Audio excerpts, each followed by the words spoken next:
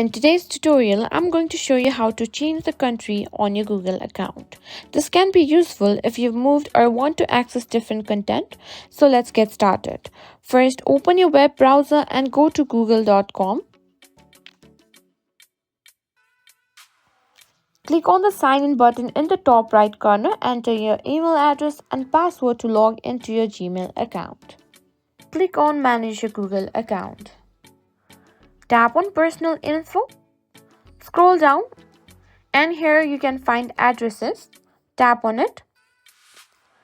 You can here choose to remove your current location and simply choose the new one. Here like this.